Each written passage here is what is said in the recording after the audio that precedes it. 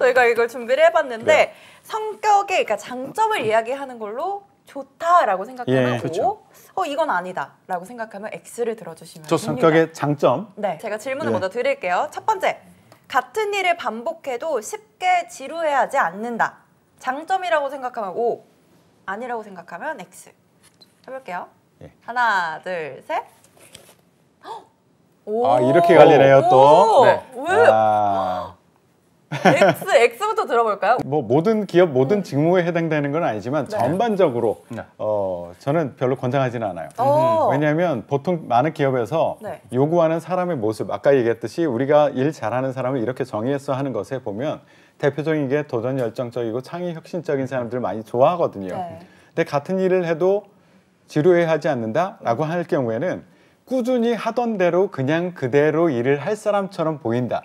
그리고 뭔가 하던 일을 넘어서는 어떤 목표가 주어졌을 때 그것을 잘할 것 같지는 않다라는 느낌을 주기 때문에 저는 장점으로서 별로다라고 생각을 했습니다. 충분히 맞는 말씀. 네, 차쌤은 왜 O 하셨어요? 사실 모르겠어요. 그 장점이라는 걸 그냥 여기 뭐 우리 백만장자님도 말씀하셨지만 성실, 책임감 정말 5천만의 성격의 장점이잖아요. 그러니까 누구나 할 만한 이야기를 킬링버스를 쓸 걸 다 아는 상황에서 조금은 상황으로 인입을 해서 상황 내에서 발휘할 수 있는 그런 장점을 말한 것이라고 한다면 저는 신입사원의 상당수는 물론 산업군마다 차이는 있겠지만 결국 루틴한 업무의 성격들을 주기적으로 할 수밖에 없기 때문에 부연 설명이 깔린 이 성격의 장점을 말한다면 저는 괜찮다. 다만 면접관분의 성향상 부연 설명조차 가차없이 듣지도 않고 컷 당한다면 그때는 뭐 약간 좀 그럴 수 있죠. 어려울 수 있죠. 그럴 경우엔 이런 장점은 좀 미괄식으로 말을 해주는 게 좋다고 저는 이러이러한 상황에서 신입은 혹은 이 직무에선 담당자가 이런 성향이나 역할을 해야 되기 때문에 저는 저의 장점을 같은 일을 해도 오히려 쉽게 지루하지 않는다고 생각합니다. 저는 그런 주관식이 아이입니다 라고 해야 되지 않을까. 네. 그게 그런 것 같아요. 네. 저도 아까 잠깐 전제를 깔았듯이 어느 회사냐 어느 직무에 따라서 이게 달라질 수가 있거든요. 맞습니다. 예를 들어서 삼성전자의 제조직이다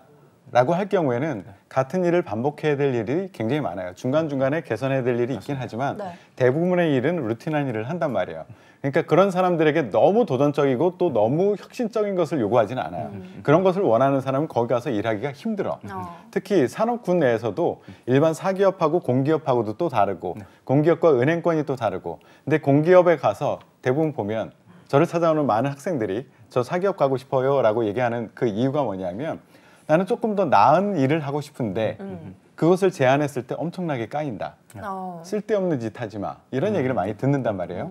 그런 조직에 가서는 이런 대답을 하는 것이 좋을 수가 있죠. 근데 매우 역동적이고 이런 데 가서 그리고 계속 혁신적인 것을 만들어내야 되는 그런 곳에 가서 아니면 마케팅 가서 이런 데 가서 나는 이런 것을 나의 장점으로 얘기한다 라고 할 경우에는 너 딴 데 가 라고 얘기할 것 같아요.